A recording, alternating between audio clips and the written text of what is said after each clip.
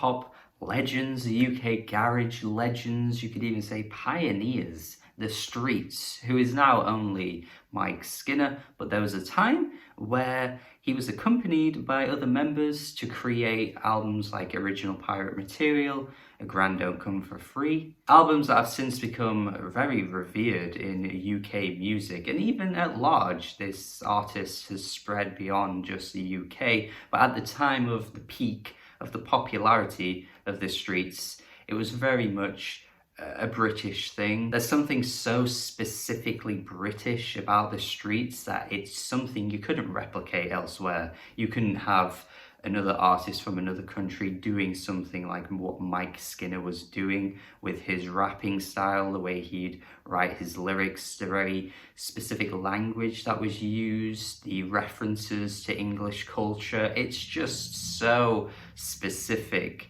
to the UK that it honestly might be difficult for people outside of the UK to understand exactly what he's talking about, or, you know, the language he's using. The Streets are like the music equivalent to the TV show Inbetweeners. Like, it's so specifically British that if you're outside of that culture, you probably wouldn't even fully understand the humor. Maybe you do, but I feel as though there's just something very specific about, you know, the language being used, the way that the humor is presented, and it's the same with the Streets, because that English working class lifestyle that is presented on albums like A Grand Don't Come For Free is incredibly specific to England, that you might not exactly fully understand the words that Mike uses or how he depicts that specific thing on an album. But the Streets are one of those artists, one of those acts that just never really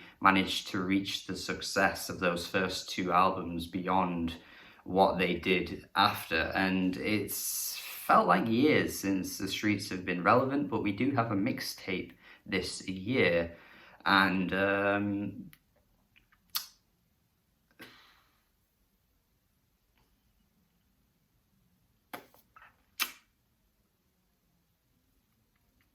here's the thing, right?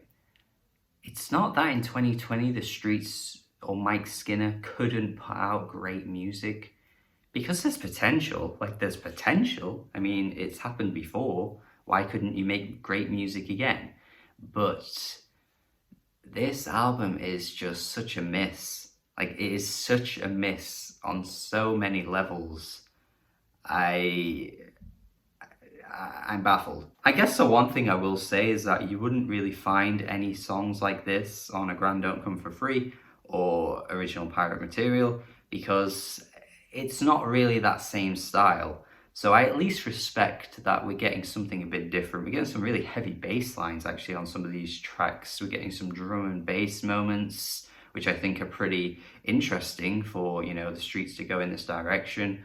We're getting some very odd features. I mean, we have Idols on this, we have Tame Impala. Like, there's some really odd moments that I kind of appreciate, in the sense that, wow, you're really going out and just dropping some really unique moments that you wouldn't have expected. But the actual issue is that so much of this album doesn't sound good. Like, the recording quality of these tracks is so haphazard. Like, the levels of, like, you know, like the bass, like sometimes the instrumental is like so up here, and like, I don't know, that's just, it just doesn't sound polished off at all. It's a mess. It's a mess.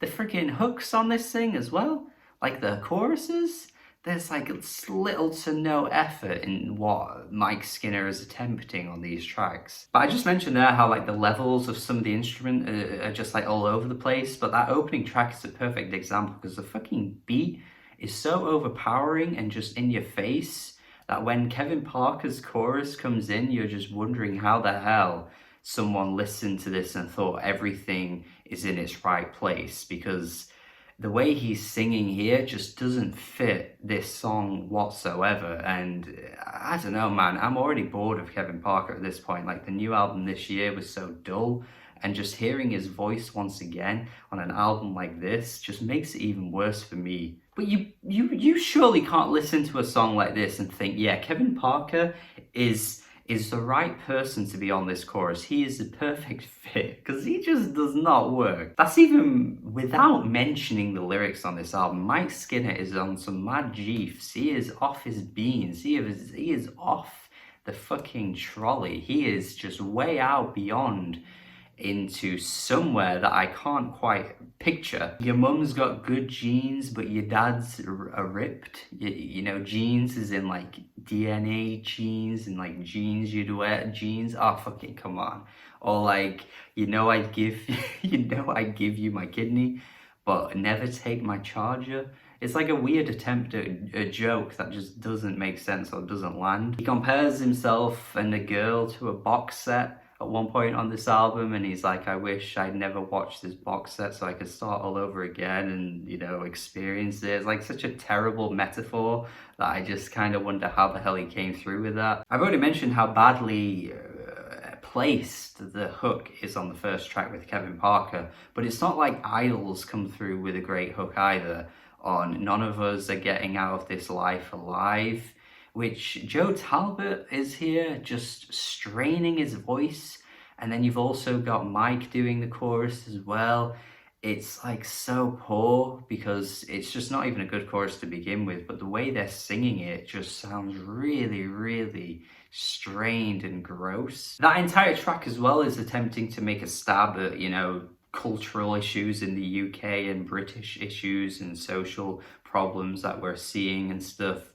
It really doesn't land. Some of the lines again on this are just really weak, just very general observations. Kind of reminds me a little bit of some of the poor lyrics that were on that last Slowthai album. I know people love that Slowthai album, but I didn't actually think a lot of Slowthai's lines were very poignant or very well thought out, and it's just like listening to this track here, it's the same sort of thing for me.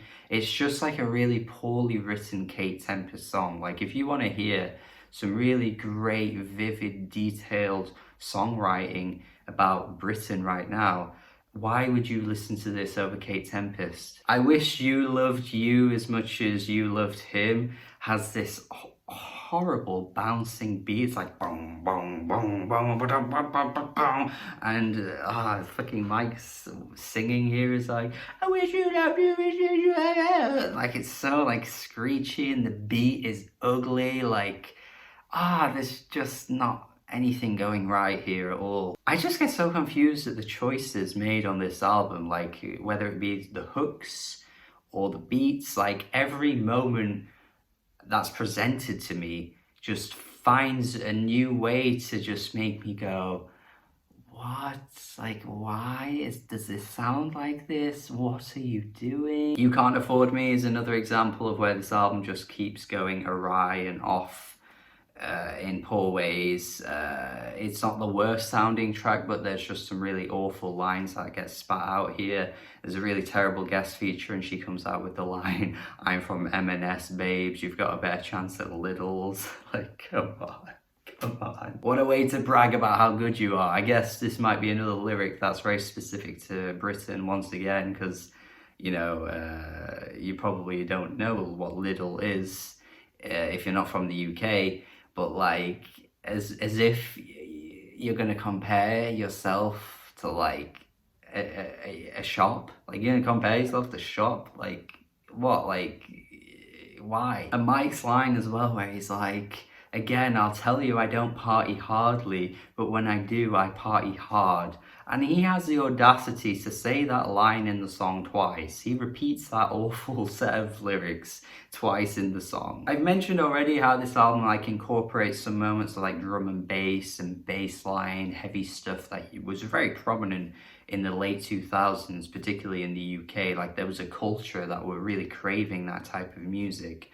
And it's just like a rehash of that on this album. It still exists, especially in some like aspects of British music. Like you hear a hit every now and then that has very heavy bass line undertones to it, but like Eskimo Ice just does it in a really poor way, and it's presented just again haphazardly. Like the beat on here just doesn't sound good to the ears whatsoever. I will say though, if we are gonna have to mention a positive, like a positive track, the final track, isn't that bad. I think this beat is probably the best on the whole album. It sounds assembled quite well, which I can't say for most of the album because the way this album is assembled throughout is just awful. But for what it is, the final track is solid. It's not something I'd go back to. I mean, if I wanted some drum and bass, I'd probably go listen to that Moma Ready album that I've been really positive about this year.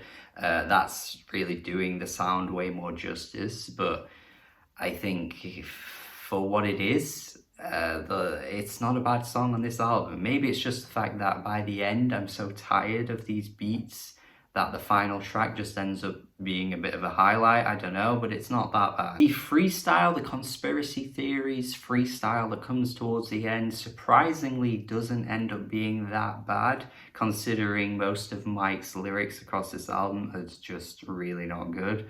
I'm actually quite surprised that this doesn't end up being one of the worst songs, because if his writing is as bad as it's been, you'd think that his freestyle, where he isn't writing lyrics down, would be even worse. But somehow this one isn't too awful. It's not really something that entertains me, and it gets to this point of the album where I'm just struggling to see what even the theme of most of these tracks are, because you have some like attacks on British culture I've already mentioned. You have the attack on technology on the track Phone Is Always in My Hand. You have the odd line as well about how the way men treat women is pretty poorly, which isn't, you know, that bad in the way that he writes those lines, but like it's just kind of all over the place. Like it's all scattered around. You don't really get a sense of a theme running through this album, which was something that the Streets were so good at back in their peak. And it's just kind of weird to see an album like this that's so all over the place. The Phone Is Always in My Hand track isn't too bad in the sense that, you know, it's just highlighting how problematic it can be by always staring at your phone. I don't think it's like an insightful song that teaches you something new that you've never thought of before. But I don't know, again, just kind of struggle to see what really this album is trying to do. It doesn't help that throughout this album, Mike's voice is so irritating, the hooks are so irritating, most of the beats sound shit. Like, it's really difficult to find positive things. Like, I've tried to be a bit positive there, but it's like nothing on this album I'd ever go back to. And I feel like for what it is, the Streets right now are in a troubling position, because this is like a return to this, like a return. You're coming back and this is what you've got. Like, come on. Maybe I'm being overly harsh, but I thought this was really bad, like really bad throughout. I'm gonna have to go a 3 out of 10. Genuinely up there with one of the worst projects I've heard all year. Like I say, there are some tracks that actually don't end up being that bad, but the worst tracks, like the Bad Bunch, is so prominent on this album that it's so hard to see past it. I'd love to hear your thoughts though, especially if you're a big fan of the Streets and you've checked out this mixtape album thing here, what exactly you think of it, if you think it's actually really good. I'd really love to hear your thoughts, because this was a mess to me, and yeah, not really something you'd want to listen to if you've never heard the Streets before. Like, this would not be the best place to start at all. Thanks for watching my review though. Hopefully you enjoyed it. Hopefully you got something out of what I had to say. Hopefully you have a good day as well. Subscribe if you haven't already, and goodbye. Let me know your thoughts in the comments. Goodbye.